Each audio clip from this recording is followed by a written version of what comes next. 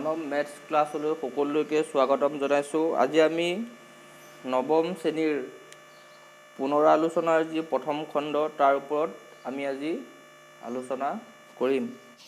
এতিয়া তোমালোকৰ অনুশীলনী R1ৰ যি প্ৰথম প্ৰশ্ন তাত তোমালোকক দিয়া আছে যে বৰ্গমূলৰ দ্বাৰা ৰুটটোৰ আনুমানিক মান 2 স্থানলৈকে উলিওৱা। এতিয়া চোৱা আমি বৰ্গমূল কেনেকৈ উলিয়াম। আমি যিটো সংখ্যা দিছে আমি সেই সংখ্যাটো আমি লিখি ল'ম প্ৰথমতে 2।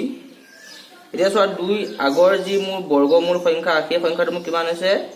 1। গতিকে চোৱা 1 দি যেতিয়া মই 2 ঘন কৰিম কিবা যাব যে 1 গুণ যদি মই দিওঁ কিমান হ'ব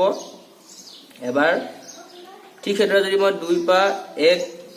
বিয়োগ কৰোঁ কিমান হ'ব মোৰ 1। এতিয়া চোৱা বৰ্গমূলৰ নিয়ম কি,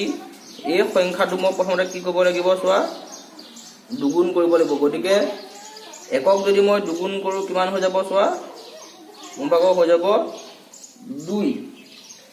এতিয়া চোৱা ইয়াত যদি মই দশমিক দিওঁ গতিকে মোক কেইটা শূন্য আহিব চোৱা 2টা শূন্য। গতিকে মই এই বক্সত যি সংখ্যা বহাম এই বক্সটো মই কি কৰিব লাগিব ঠিক একেই সংখ্যা দি পেলাই পূৰণ কৰিব লাগিব যাতে মই 100ৰ ওচৰা ওচৰি পাওঁ বা 100 পাওঁ। এতিয়া চোৱা যদি মই 4 দিওঁ তেতিয়াহ'লে চোৱা 4 4 গুণ 16 6 হাতে গ'লে 4 দুগুণ 8 থাকে 9। গতিকে মই কিমান পাই গ'লো চোৱা 96। ঠিক সেইদৰে পইণ্ট আছে 10 পৰা 6 গ'লে কিমান আহিলে 4 আৰু এইফালে মোক কেইটা শূন্য আহিব 2টা শূন্য আহিব। ঠিক সেইদৰে চোৱা এই সংখ্যাটো মোক কিমান হ'বগৈ দুগুণ হ'ব। গতিকে 4 দুগুণ কিমান হ'ব 8 আৰু এই 2টো যেনেকৈ আছে মোৰ তেনেকৈ ঠিক সেইদৰে একেই গুচি আহিব। গতিকে মই কি কৈছোঁ যে এই এতিয়া চোৱা এই বক্সত মই যি সংখ্যা দিম ঠিক সেইদৰে মই এই বক্সটো কি হ'ব লাগিব মোৰ সংখ্যাটো একেই হ'ব লাগিব। এতিয়া চোৱা দুবাৰ দিলে মোৰ 400তকৈ কি হৈ যাব বেছি হৈ যাব। গতিকে মই কেইবাৰ দিম চোৱা এবাৰ দিম আৰু ইয়াতো মই এবাৰ দিম। গতিকে এই 1টো মোৰ কাৰ লগত পূৰণ হ'ব গোটেই সংখ্যাটোৰ লগত। গতিকে মই কিমান পাম চোৱা 281। এতিয়া চোৱা আমাক কৈছিল যে 2 দশমিক স্থানলৈ গতিকে আমি দশমিকৰ পাছত 2টা শূন্য চোৱা 10টা স্থান পাই গৈছোঁ। গতিকে মই কি লিখিব পাৰোঁ যে যিটো ৰুটটো মানটো মই কিমান পামগৈ 1.41। এইটোৱে সংখ্যা লিখা যাৰ যোগফল কি হ'ব লাগিব পৰিমেয় হ'ব লাগিব আৰু পূৰণফলো কি হ'ব লাগিব পৰিমেয় হ'ব লাগিব। এতিয়া চোৱা যিবিলাক সংখ্যাক আমি p/q/r যদি প্ৰকাশ কৰিব পাৰোঁ তেতিয়াহ'লে আমাৰ কি হ'ব এইটো পৰিমেয় সংখ্যা হয়। আৰু যদি আমি p/q/r কি কৰিব নোৱাৰোঁ প্ৰকাশ কৰিব নোৱাৰোঁ তেতিয়াহ'লে তাক আমি কি বুলি কওঁ অপৰিমেয় সংখ্যা বুলি কওঁ। এতিয়া চোৱা যদি ধৰি লওঁ মই যে ধৰা হ'ল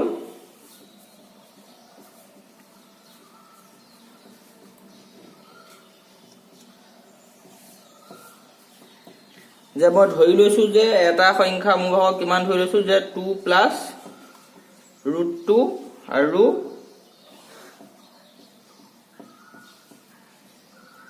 আনটো সংখ্যা ধৰি লৈছোঁ মই তোমাৰ 2 - √2।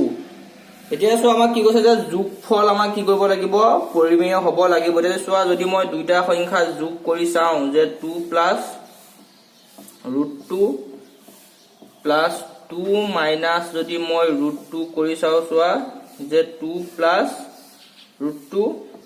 + 2 - √2। এতিয়া চোৱা √2 মোৰ কি হৈ যাব কেনচেল হৈ যাব আৰু 2 + 2 মই কিমান পামগে 4। এতিয়া চোৱা 4টো যদি মই p/q/r প্ৰকাশ কৰোঁ কি লিখিব পাৰোঁ যে 4/1 অৰ্থাৎ এইটো হৈ যাব মোৰ p আৰু এইটো হৈ যাব মোৰ q। আৰু এটা কণ্ডিশ্যন আছিল যে q ≠ = 0। চোৱা q মান কেতিয়াও কি হ'ব নোৱাৰে শূন্য হ'ব নোৱাৰে। এইটো হৈ গ'ল তোমালোকৰ যোগফল। আমি যি পাইছোঁ কি এটা পৰিমেয় সংখ্যা পাইছোঁ। নেক্সট কৈছে যে পূৰণফল আমাৰ কি হ'ব লাগিব পৰিমেয়। এতিয়া চোৱা দুইটা যদি মই পূৰণ কৰি চাওঁ যে 2 + √2 আৰু 2 - √2। এতিয়া চোৱা তোমালোকে আগত এটা ফৰ্মুলা পাইছিলা যদি a + b * a - b হয় তেতিয়াহ'লে মই তাক কি লিখিব পাৰোঁ যে a² - b²। এইটো হৈছে এটা ফৰ্মুলা। গতিকে মই এই ফৰ্মুলাটো যদি ইয়াত মই প্ৰয়োগ কৰি চাওঁ তেতিয়াহ'লে মই কি পাই যাম যে 2² - √2²। গতিকে 2² মানে মোৰ 4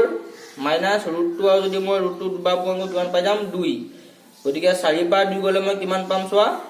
2 গতিকে 2টোক যদি মই p/r ত প্ৰকাশ কৰিবলগীয়া হয় কি পাম যে 2/1 অৰ্থাৎ এইটো হৈ যাব মোৰ ভাগৰ p আৰু এইটো হৈ যাব মোৰ ভাগৰ q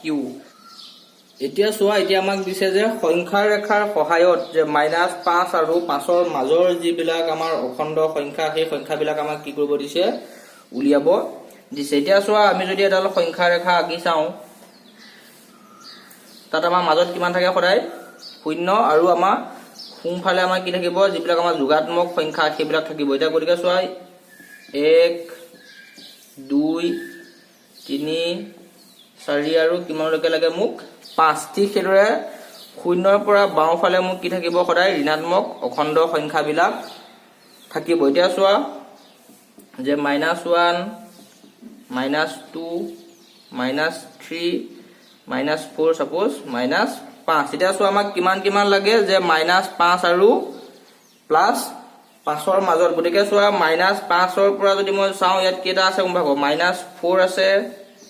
-3 আছে -2 আছে -1 আছে 0 আছে 1 আছে 2 আছে 3 আছে আৰু 4 আছে গতিকে -5 আৰু যোগ 5ৰ মাজৰ যি অখণ্ড সংখ্যা সেইকেইটা হৈ যাব মোৰ ভাগৰ -4 -3 -2 -1 0 1 2 3 আৰু 4 এতিয়া চোৱা এতিয়া আমাক দিছে যে সূচক বিধি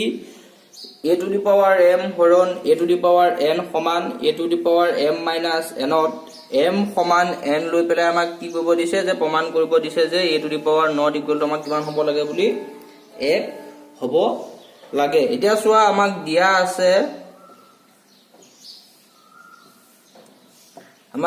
আছে যে a⁴m হৰণ যদি আমি a⁴n হয় তেতিয়াহ'লে আমাক কিমান হ'ব বুলি কৈছে চোৱা a⁴m - n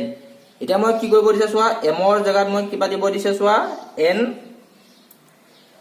পাতিব দিছে গতিকে মই m ৰ সলনি কি লিখিম n হৰণ a⁴n আছে গতিকে a⁴ কি হ'ব n - n এতিয়া চোৱা a⁴n ক যদি মই a⁴n দি পেলাই হৰণ কৰো কিমান পাই যাম চোৱা 1 পাম আৰু এইফালে পাই যাম মই n ৰ পৰা যদি n যায় কি পাই যাম চোৱা 0 পাই যাম গতিকে মই কি পাইছো যে a⁴0 সমান কিমান পাই গৈছোগে আমি 1 এইটো এটা হৈছে তোমালোকৰ ফৰ্মুলা এটো হৈছে ফৰ্মুলা গতিকে তোমালোকে এইকেইটা মনত ৰাখিবা নেক্সট কোৱেশ্চনটো চোৱা তোমালোকক যে দিছে যে সূচক বিধি a⁴m হৰণ a⁴n সমান যদি a⁴m - হয় তেতিয়া হলে আমাক m সমান 0 লৈ পেলাই প্ৰমাণ কৰিব দিছে যে a⁻n ইকুৱেল টু 1/a⁴n এতিয়া চোৱা আমাক দিয়া আছে যে a⁴m হৰণ a⁴n সমান কিমান বুলি দিছে চোৱা a⁴m - n আৰু আমাক ধৰিব দিছে যে m সমান কি কৰিব দিছে m সমান আমাক ল'ব দিছে 0 এতিয়া চোৱা গতিকে a⁴0 হৰণ a⁴n সমান a⁴0 - n এতিয়া চোৱা তোমালোকে আগতে পাইছা যে a⁴0 হলে মই কিমান পাও 1 এটাটো আমি সূত্ৰ ইয়াৰ আগৰ যেটো কোৱেশ্চনটা তোমালোকে দেখিছিলা যে a⁴0 হলে মোৰ কিমান হৈ যায় 1 গতিকে কিমান হৈ যাব 1 হৰণ a⁴n আৰু যদি 0 পৰা n যায় কি থাকিব n থাকিব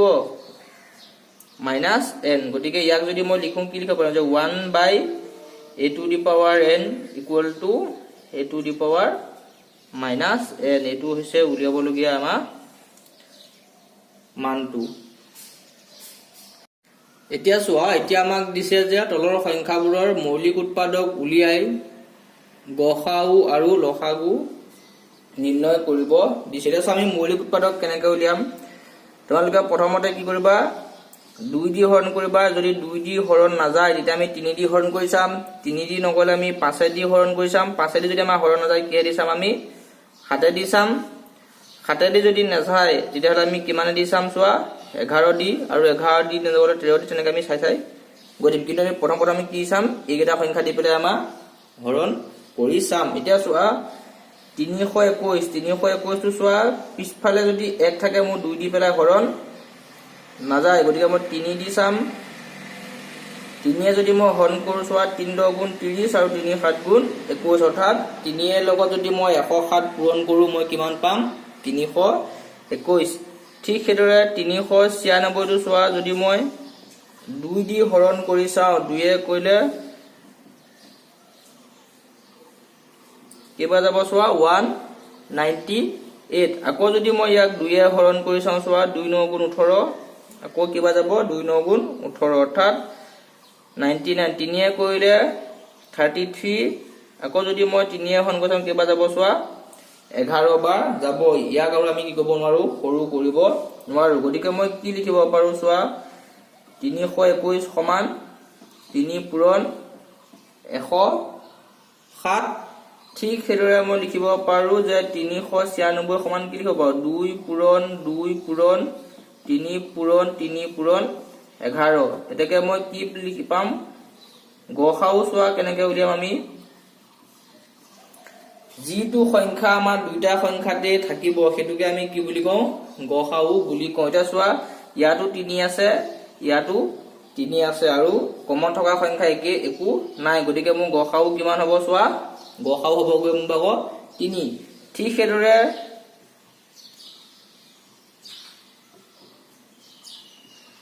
লসাগুত আমি কি চাম যে যিটো লাইনত সকলোতকৈ বেছি সংখ্যা আছে যিটো সংখ্যা আমি সেই সংখ্যাটো আমি লম এটা চোৱা 3 মোৰ ইয়াত এটা আছে ইয়াতো দুটা আছে গতিকে মোৰ 3 কেটা আহিব চোৱা 3 আহিব মোৰ দুটা তাৰ পিছত চোৱা 107 আছে তাৰ পিছত চোৱা 2 মোৰ কেটা আছে দুটা আৰু এটা আছে মোৰ কি আছে চোৱা 11 গতিকে এই গুটে কেটা যদি মই পূৰণ কৰি চাও এই গুটে কেটা মই পূৰণ কৰিছিলে কিমান পাম গৈ চোৱা 42372 এই গুটে কেটা যদি চোৱা এই গুটে কেটা যদি মই পূৰণ কৰি চাও তেহলে মই কি পাই যাম 42372 গতিকে মোৰ গসাউ হ'ব 3 আৰু লসাগু মোৰ কিমান হ'ব গৈ 42372 ঠিক সেইদৰে তোমালোকৰ 2 নম্বৰটোত চোৱা 2 নম্বৰটোত দিছে 408 আৰু 170 ঠিক সেইদৰে মই চোৱা 408 যদি মই মৌলিক উৎপাদক পদ্ধতিৰে উৎপাদক বিশ্লেষণ কৰো 2 এ হৰণ কৰিলে মোৰ ভাগ 204 বা ঠিক সেইদৰে আকৌ যদি মই 2 এ হৰণ কৰো কেবা যাব 102 বাৰ 2 এ হৰণ কৰিলে কেবা যাবগে চোৱা 51 বাৰ আৰু 3 এ যাব 3 17 51 ঠিক সেইদৰে 170 যদি মই 2 এ হৰণ কৰি চাও কেবা যাব চোৱা 85 বাৰ আকৌ যদি মই 5 এ হৰণ কৰি চাও 5 17 85 গতিকে মই কি লিখিব পাৰো এটাকে আমি লিখিব পাৰো যে 408 তুমি কি লিখিব পাৰো যে 2 পূৰণ 2 পূৰণ 2 পূৰণ 3 পূৰণ 17 আৰু 170 টো মই লিখিব পাৰিম 2 পূৰণ 5 পূৰণ 17 এটাকে চোৱা গসাউ হবলৈ হলে কি হ'ব লাগিব মু যি দুটা মোৰ সংখ্যা আছে 408 আৰু 170 দুটাতে কি হ'ব একে একে হ'ব তাৰপিছত 2 আছে মোৰ এটা আৰু 2 নাই আৰু এটা কি আছে মোৰ চোৱা 17 আছে গতিকে 2 লগত যদি মই 17 পূৰণ কৰো কিমান পাম 2 17 34 অৰ্থাৎ মোৰ ভাগৰ গসাউ কিমান হ'ব 34 আৰু লসাগু চোৱা কিমান হ'ব আমাৰ এতিয়া 2 মোৰ কেটা আছে 2 মোৰ আছে 3টা 2 3টা 3 এটা 17 এটা আছে আৰু কি আছে এটা চোৱা এটা 5 আছে গতিকে 2 3টা 3 এটা 17 আৰু যদি মই 5 পূৰণ কৰি চাও তেতিয়া তোমালোকে পাবা 2040 অৰ্থাৎ 408 ৰ গসাউ হ'বগৈ 34 আৰু লসাগু হ'ব তোমালোকৰ 2040 নেক্সট কোৱেশ্চনটো চোৱা নেক্সট কোৱেশ্চনটো তোমালোকক দিছে যে 11 ভাগৰ 2 আৰু 6 ভাগৰ 1 ৰ মাজৰ যিকোনো দুটা আমাক কি লিখিব দিছে চোৱা পৰিমেয় সংখ্যা দিছে যদি আমাক ভগ্নাংশ সংখ্যাৰ মাজত যদি আমাক পৰিমেয় সংখ্যা লাগে তেতিয়া আমি কি কৰিম হৰৰ কেইটাৰ আমি কি কৰি উলিয়াই লম লসাগু উলিয়াই ল'ম। এতিয়া তোমালোকে চাবা 11 যদি আৰু মই 6 লসাগু উলিয়াও মই কিমান পাম 66 পাম। এতিয়া চোৱা যদি মই গতিকে 66 পাবলৈ হলে মই কিমান পূৰণ কৰিব লাগিব চোৱা 6 পূৰণ কৰিব লাগিব। গতিকে 2 6 গুণ 12 আৰু 66। নেক্সট লাইনটো তোমালোকৰ চোৱা ছভাগৰ 1 আছে। গতিকে মই ইয়াত কিমান পূৰণ কৰিব লাগিব 11। এতিয়া তোমালোকে চোৱা 11 আৰু 12 মাজত মোৰ 11.1 আছে 11.2 আছে। গতিকে আমি দশমিকত উলিয়াই পেলাই আমি কি কৰিম চোৱা সংখ্যা উলিয়াবলৈ চেষ্টা কৰিম। এতিয়া চোৱা ইয়াতো মই 3 পূৰণ কৰিম আৰু ইয়াতো মই 3 পূৰণ কৰিম। এতিয়া চোৱা যদি মই 3 পূৰণ কৰি চাওঁ 3 বাৰং মই কিমান পাম 36 আৰু 66ৰ লগত যদি মই 3 পূৰণ কৰো কিমান পাম 198। ঠিক সেইদৰে ইয়াতো যদি মই পূৰণ কৰি চাওঁ 198 আৰু যেতিয়া আমি ভগ্নাংশ সংখ্যাৰ আমাক কি উলিয়াম মাজৰ সংখ্যা উলিয়াম আমাক কি হ'ব লাগিব যে হৰৰ যি সংখ্যা হৰটো সদায় কি হ'ব লাগিব আমাৰ একে হ'ব লাগিব। গতিকে চোৱা 33 আৰু 36ৰ মাজত মোৰ কিমান আছে 34 আছে আৰু 35 আছে। এই দুটা হ'ব মোৰ ভাগৰ সংখ্যা। গতিকে মই কি পাম যে দুভাগৰ 11 আৰু ছভাগৰ 1ৰ মাজত থকা দুটা পৰিমেয় সংখ্যা মোৰ কিমান হ'বগৈ 34/198 আৰু এটা হ'ব মোৰ ভাগৰ 35/198। এই দুটাই হৈছে মোৰ ভাগৰ উলিয়াবলগীয়া পৰিমেয় সংখ্যা। ইয়াৰ পিছৰ কুৱেশ্যনটোত চোৱা ইয়াৰ পিছৰ কুৱেশ্যনটোত তোমালোকক দিছে যে p/q আৰ্হিৰ ভগ্নাংশত প্ৰকাশ কৰা আমাক সংখ্যাটো দিছে 0.81 আৰু 8 আৰু 1ৰ ওপৰত চোৱা দুটা আমাক ফুট দিয়া আছে। গতিকে চোৱা যদি আমাক 0.81 আৰু ওপৰত যদি আমাৰ দুটা ফুট দিয়া থাকে তাৰ অৰ্থ হৈছে যে 8 আৰু 1 আমাৰ ৰিপিটিং নাম্বাৰ। গতিকে 81 আমাৰ এনেকৈ কি হৈ যাব 81 এনেকৈ আমাৰ কি থাকিব আহি থাকিব। এতিয়া চোৱা যদি মই ধৰি লওঁ যে x সমান কিমান হৈ লৈছো যে 0.81 এনেকৈ মই ধৰি লৈছো। গতিকে মই ইয়াক নাম্বাৰ দি দিছো চোৱা ইয়াক মই কিমান ধৰি লৈছো সমীকৰণ 1 বুলি ধৰি লৈছো। এতিয়া চোৱা 0 পাছত যি সংখ্যা আছে মোৰ দুটা সংখ্যা একে হৈ আছে চোৱাচোন। গতিকে মই কিমান পূৰণ কৰিব লাগিব 1ৰ পিছত আমি দুটা 0 দি পেলাই আমি কি কৰি চাম পূৰণ কৰি চাম। গতিকে আমি কি কৰিম যে সমীকৰণ যি 1 তাৰ লগত মই কিমান পূৰণ কৰি দিম চোৱা 100। গতিকে xৰ লগত যদি মই 100 পূৰণ কৰি দিওঁ কিমান হ'ব 100x আৰু এফালে যদি মই পূৰণ কৰি দিওঁ 100 কিমান হৈ যাব মোৰ ভাগৰ 81.81 এনেকৈ কি হৈ যাব ওলাই থাকিব। এতিয়া চোৱা যিটো 81.81 ইয়াক মই কিদৰে লিখিব পাৰো চোৱা যে 81 প্লাছ 0.81 মই এনেকৈ লিখিব পাৰো। গতিকে কি হ'ব যে 81 প্লাছ এতিয়া চোৱা 0.81 মানে মই কি লিখিব পাৰো চোৱা x ক'ৰ পৰা মই পাইছো চোৱা 1ৰ পৰা মই কি লিখিব পাৰো যে 0.81 মানে কি লিখিব পাৰো x। এতিয়া চোৱা x টো মই কি কৰিম 100ৰ ফালত লৈ আনিম। গতিকে 100x - x ইকুৱেল টু মই কিমান পাম গৈ চোৱা 81। গতিকে 100x ৰ পৰা যদি মোৰ x যায় কিমান থাকিবগে 99x ইকুৱেল টু 81। গতিকে মই কি পাম যে x ইকুৱেল টু কি পাম গৈ চোৱা যে 81 বাই কি হ'ব 81/99। ইয়াক যদি মই কেনসেল কৰো 9 9 গুণ 81 আৰু 9 11 99। গতিকে মই কি পামগৈ যে x ইকুৱেল টু মই কিমান পামগে চোৱা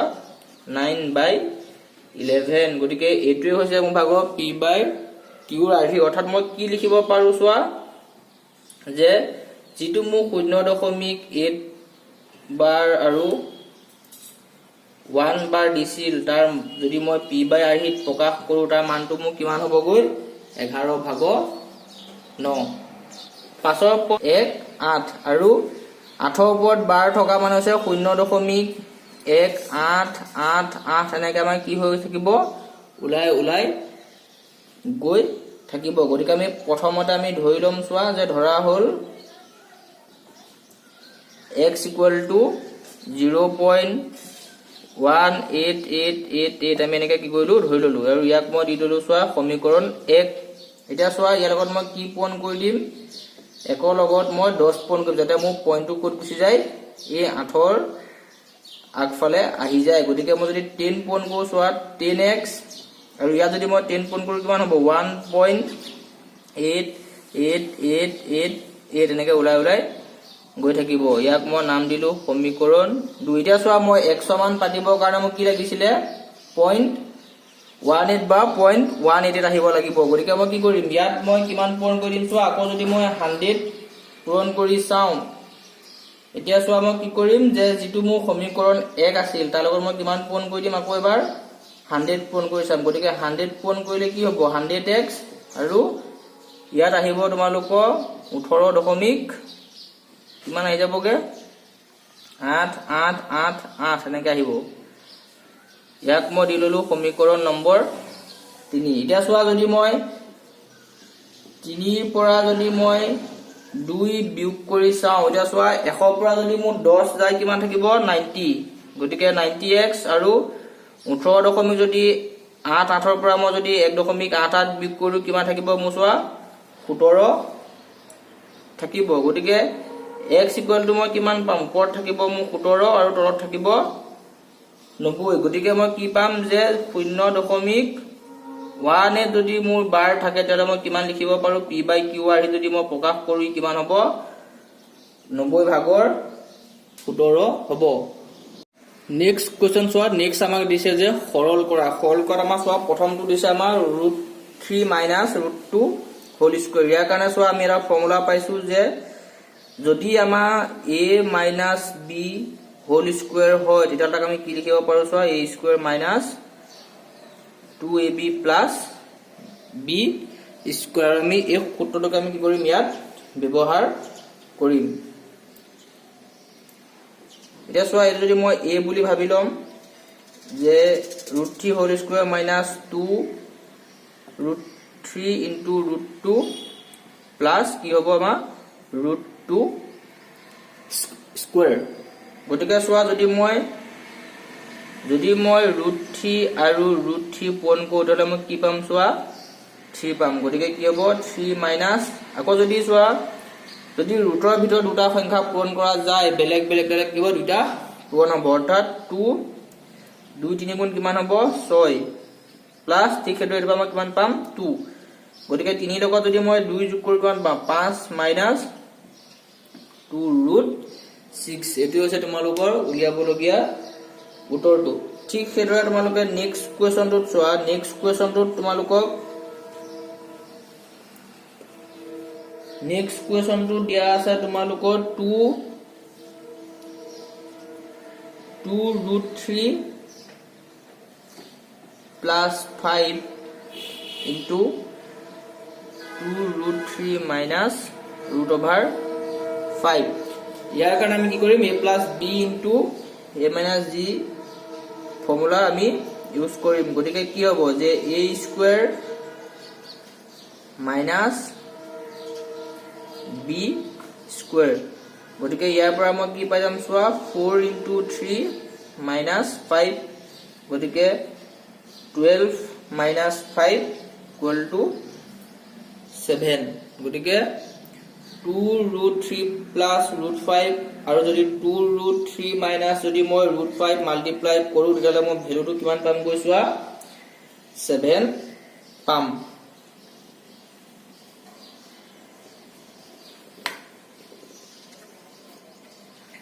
ঠিক সেইদৰে তাৰ নেক্সট কোৱেশ্চনটো চোৱা নেক্সটটো দিছে আমাক 8 plus √3 into 2 plus √3 ইয়াক আমি কি কৰিম চোৱা প্ৰথমতে 8 দি পেলাই আমি গোটেই সংখ্যাটোকে পূৰণ কৰিম গতিকে 8 উইদিন ব্ৰেকেট 2 plus √3 তাৰ পিছত আহিব plus √3 আমি কি আকৌ এইকেইটা আমি মাল্টিপ্লাই কৰিম এতিয়া চোৱা 8 লগত 2 পূৰণ কৰিলে মই কিমান পাম 16 যোগ 8 আৰু √3 plus 2√3 3 √3 পূৰণ কৰিলে কিমান হ'বগে মোৰ ভাগৰ 3 গতিকে চোৱা 16 লগত যদি মই 3 যোগ কৰো কিমান পাম 19 8 2 10 আৰু √3 এটো হৈছে তোমালোকৰ ওলাবলগীয়া উত্তৰ ঠিক সেইদৰে নেক্সট কোৱেশ্চনটো চোৱা নেক্সট কোৱেশ্চনটো আমাক দিয়া আছে যে √a plus x minus √a minus x by √a plus x plus √a minus x যদি আমাক এনেকৈ দিয়া থাকে তেতিয়া আমি তলৰ সংখ্যাটো আমি কি কৰিম বিপৰীত চিন দি পেলাই আমি পূৰণ কৰিম এটা ইয়াত প্লাস আছে আমি কৰিম একে সংখ্যা মাইনাস দি পেলাই কি কৰিম আমি পূৰণ কৰিম এতিয়া চোৱা যে a plus x plus √a minus x গতিকে মই কি কৰিম ইয়াৰ বিপৰীত চিন গতিকে প্লাস চিনৰ বিপৰীত চিন ডাল কি হ'ব মাইনাস গতিকে মই কিমান পূৰণ কৰিম চোৱা a plus x minus √a minus x এতিয়া চোৱা √a plus x minus √a minus x ইয়াতো এটা আছে গতিকে মই ইয়াত এটা পূৰণ কৰিম গতিকে ওপৰত এটা আছে গতিকে মোক কেটা যাব চোৱা দুটা হৈ যাব গতিকে a plus x minus within bracket a minus x কেটা হৈ যাব মোৰ ভাগ চোৱা দুটা গতিকে এটোটা মোৰ ফৰ্মুলা হৈ গল যে a plus b into a minus b গতিকে চোৱা এটো মই লিখিব পাৰিম যে a plus x whole square minus √a minus x whole square আৰু ওপৰটো কাৰণে আমি ফৰ্মুলা পাইছো যে a minus b whole square গতিকে মই কি পাম যে √a plus x whole square minus 2 a plus x into a minus x plus √a minus x কি হ'বগে চোৱা whole square গতিকে ইয়াত যদি মই এতিয়া চোৱা ইয়াত যদি মই ব্ৰেকেটটো খুলো মই কি পাম চোৱা a plus x ওপৰৰ পাৰ্টটো আহিব 2 a square minus x square আৰু ইয়াৰ পৰা আমি কি পাম গৈ প্লাস a minus x আৰু তলত থাকিব মোৰ ভাগ a plus x minus a minus a plus x গতিকে চোৱা প্লাস x আৰু মাইনাস x কাট খাই যাব ঠিক সেইদৰে ইয়াত মোৰ ভাগ মাইনাস a আৰু কি হৈ যাব প্লাস a মোৰ ভাগ কাট খাই যাব এতিয়া চোৱা বাকি মোৰ থাকিব কি এতিয়া চোৱা বাকি মোৰ তলত থাকিব চোৱা x প্লাস যদি মই x কৰো কি থাকিব x প্লাস যদি মই x কৰো 2x থাকিব আৰু চোৱা a লগত যদি মই a যোগ কৰো কি পাম গৈ 2a minus 2 √over কি আহিব মোৰ ভাগ a square minus x square এটা চোৱা যদি মই ওপৰৰ পাৰ্টটোৰ পৰা 2 এটা কমন লওঁ কি থাকিব a minus √over a square minus x square আৰু তলত থাকিলে মোৰ ভাগ 2x গতিকে চোৱা 2 2 মু কাটি গল তলত থাকিলে মোৰ ভাগ a minus √over a square minus x square আৰু তলত থাকিলে x নেক্সট কোৱেশ্চনটো চোৱা নেক্সট কোৱেশ্চনটো আমাক দিছে যে প্ৰমাণ কৰা যে 1/2 plus √3 plus 2/5 minus √3 plus 1/2 minus √5 equal to 0 গতিকে আমি চোৱা ধৰি লম যে বাও পক্ষ সমান 1/2 plus √3 plus 2/5 minus √3 plus 1/2 minus √5 এতিয়া চোৱা আমি কি কৰিম হৰক আমি কি কৰিম পৰিমেয়কৰণ কৰিম গতিকে ইয়াৰ বিপৰীত চিহ্নডাল দি পেলাই আমি কি কৰিম চোৱা পূৰণ কৰি দিম গতিকে 2 plus √3 গতিকে বিপৰীত চিহ্ন হ'ব মাইনাস গতিকে 2 minus √3 ওপৰত 1 আছে এতিয়া চোৱা এটো মই এক্সট্ৰাকে পূৰণ কৰিছো গতিকে মই কি কৰিম ইয়াকো মই ওপৰত এক্সট্ৰা কৰি পূৰণ কৰি দিম ঠিক সেইদৰে নেক্সট টুত চোৱা কি আহিব যে √5 minus √3 তাৰ পিছত পাবা √5 plus √3 আৰু ওপৰত থাকিলে আমাৰ 2 * √5 প্লাছ √3 ঠিক সেইদৰে ইয়াত আমি পাম 2 মাইনাছ √5 আৰু 2 প্লাছ √5 ওপৰত আহিব 1 * 2 প্লাছ √5 গতিকে চোৱা এইটো মই এটা ফৰ্মুলা হ'ব যে a plus b into a minus b গতিকে মই ইয়াক কি লিখিব পাৰিম a square minus b square একৰ লগত যদি মই ইয়াক পূৰণ কৰো কি পাম একে পাম প্লাছ নেক্সট পাৰ্টটো পৰা আহিব আমাৰ √5 স্কয়াৰ মাইনাছ √3 স্কয়াৰ আৰু ইয়াক চোৱা 2 * √5 প্লাছ √3 প্লাছ 2 প্লাছ √5 বাই 2 স্কয়াৰ মাইনাছ √5 কি হ'ব √5 স্কয়াৰ গতিকে চোৱা ওপৰত থাকিলে মোৰ ভাগত 2 মাইনাছ √3 গতিকে 2 2 * 4 মাইনাছ 3 প্লাছ 2 * √5 প্লাছ √3 বাই 5 মাইনাছ 3 প্লাছ 2 প্লাছ √5 বাই কিমান থাকিলেগে 4 মাইনাছ 5 এতিয়া যদি মই 4 পাই 3 গলে মোক কিমান থাকিব 1 থাকিব আৰু ওপৰত থাকিলে মোৰ ভাগত 2 মাইনাছ √3 প্লাছ ঠিক আছে 5 পাই 3 গলে মোৰ 2 আৰু ওপৰত থাকিলে 2 * √5 প্লাছ √3 প্লাছ 4 পা 5 গলে থাকিলে মোৰ মাইনাছ 1 আৰু ওপৰত থাকিলে মোৰ ভাগত 2 প্লাছ √5 এতিয়া চোৱা কি কৰিম আমি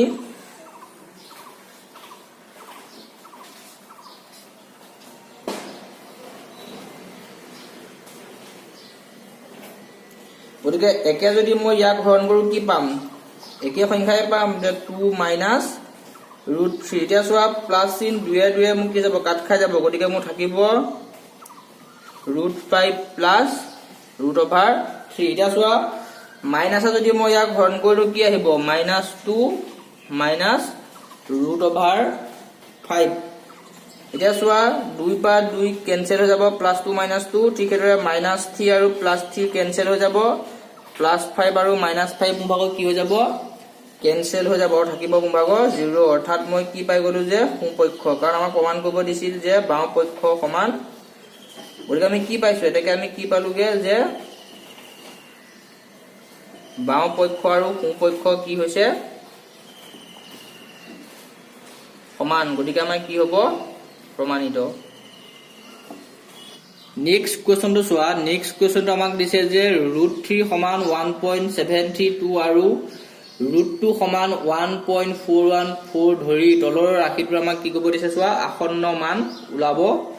দিছে এটা চোৱা আমাক দিয়া আছে 1/√3 মাইনাছ √2 গতিকে আমি ইয়াক কি কৰিম পৰিমেয়কৰণ আমি কৰিলে কি কৰিব লাগিব চোৱা √3 মাইনাছ √2 লগত ইয়াৰ বিপৰীত চিহ্নডাল দি পেলাই আমি পূৰণ কৰিব √3 মাইনাছৰ বিপৰীত চিহ্ন হ'ব প্লাছ গতিকে আমাৰ কি আহিব √2 ঠিক আছে এইটো আমি পূৰণ কৰি দিম ওপৰত পূৰণ কৰি দিম এতিয়া চোৱা একৰ লগত আমি যি পূৰণ কৰো আমি সদায় কি পাম সেই সংখ্যাটোকে পাম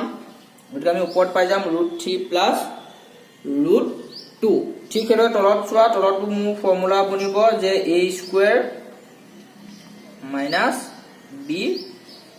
স্কয়াৰ গতিকে এতিয়া চোৱা ওপৰত থাকিলে তোমালোকৰ √3 প্লাছ √2 আৰু ওপৰত থাকিলে মোৰ ভাগত তলত থাকিলে মোৰ ভাগত 3 মাইনাছ 2 এতিয়া চোৱা মই যদি 3 পা 2 যায় মই কিমান থাকিব গৈ 1 আৰু ওপৰত থাকিলে মোৰ ভাগত √3 প্লাছ √2 অৰ্থাৎ একে যদি মই ইয়াক হৰণ কৰো কি পাম √3 প্লাছ √2 এতিয়া চোৱা আমাক √3 মান কিমান বুলি দিছে 1.732 প্লাছ আৰু √2 মান দিছে আমাক 1.414 এতিয়া চোৱা এই দুটা যদি মই যোগ কৰি দিওঁ যোগ কৰি দিলে চোৱা মই কিমান পাই যামগৈ 4 2 6 3 1 4 11 1 হাতে গ'লে 1 1 2 1 3 গতিকে 3.146 গতিকে 1/√3 মাইনাছ √2 ৰ আসন্ন মান আমি কিমান পামগৈ 3.146 এটো ঠিক হেতু এটা পিছৰ প্ৰশ্নটো চোৱা পিছৰ প্ৰশ্নটো আমাক দিয়া আছে যে কোনো এটা বস্তু 10% লাভত বিক্ৰী কৰা হ'ল তাৰ কিনা দাম আৰু বেচা দামৰ অনুপাত কি এটা চোৱা আমাক কি বুলি কৈছে লাভ এটা চোৱা লাভ কেতিয়া হয় যদি আমাৰ বস্তুটা আমি যদি কিনা দামতকে আমাৰ বেচা দামটো বেছি হয় তেতিয়ালে আমাক তাক আমি কি বুলি কওঁ লাভ বুলি কম আৰু যদি কিনা দামতকে বেচা দামটো আমাৰ কম হয় তেতিয়ালে আমি কি কম তাক আমি লোকসান হোৱা বুলি কম এটা চোৱা আমি ধৰি লম যে বস্তুটোৰ কিনা দাম কেই টকা বুলি 100 টকা এটা চোৱা যে ধৰা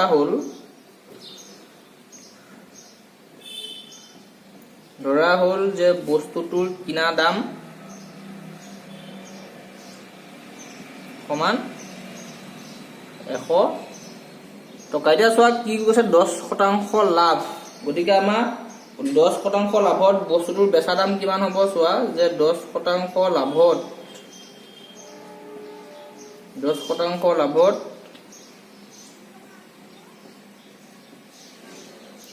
বস্তুটোৰ বেচা দাম কিমান হ'ব চোৱা 10% মানে 100 টকাত কেই টকা লাভ হয় 10 টকা গতিকে 100 যোগ 10 টকা মানে আমি কিমান পাইছো গৈ 110 টকা গতিকে আমাক কৈছে যে কিনা দাম আৰু বেচা দামৰ অনুপাত এটাকে আমি কি লিখিম যে ওপৰত আমাৰ হ'ব অনুপাতৰ কিনা দাম আৰু তলত আমি কি লিখিম চোৱা বেচা দাম গতিকে চোৱা কিনা দাম মোৰ কেই টকা আছিলে 100 টকা আৰু 100 টকাত কিনি পেলা যদি মই 10% লাভত বস্তুটো বেচো তেতিয়ালে মই কেই টকাত বেচিব লাগিব বুলি কৈছে চোৱা 110 টকা এটা চোৱা 0 0 কাটি গ'ল থাকিলে মোৰ ভাগ 10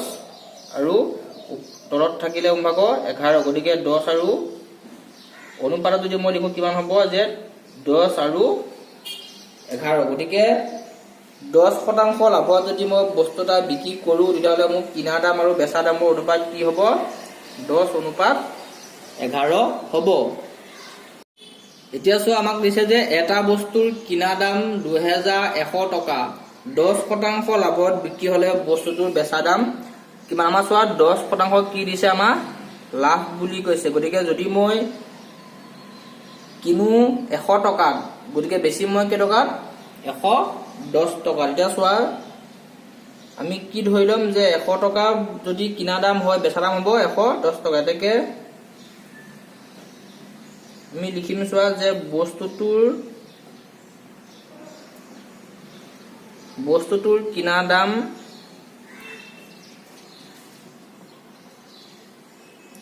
100 টকা হলে বেচা দাম আমাৰ কেই টকা হ'ব চোৱা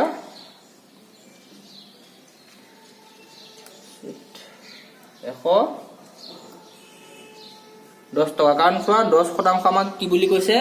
লাভ বুলি কৈছে এটাকে যদি বস্তুটোৰ কিনা দাম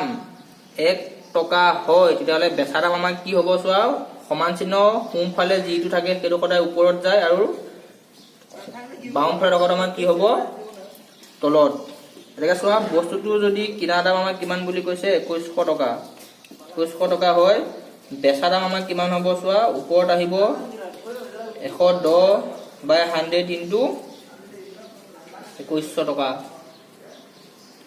এটা চোৱা আমি 0 0 কাটি দিলো এটো 0 কাটি দিলো চোৱা মোৰ থাকিলে 110 পূৰণ 21 টকা অৰ্থাৎ মই চোৱা 110 লগত যদি মই 21 পূৰণ কৰো কিমান পাম চোৱা 2310 টকা অৰ্থাৎ যদি মানুহজনে বস্তুটো যদি 2100 টকাত কিনে তেতিয়াহলে 10% লাভত বিক্ৰী কৰিবলৈ হলে তেওঁ কিমান টকাত বেচিব লাগিব চোৱা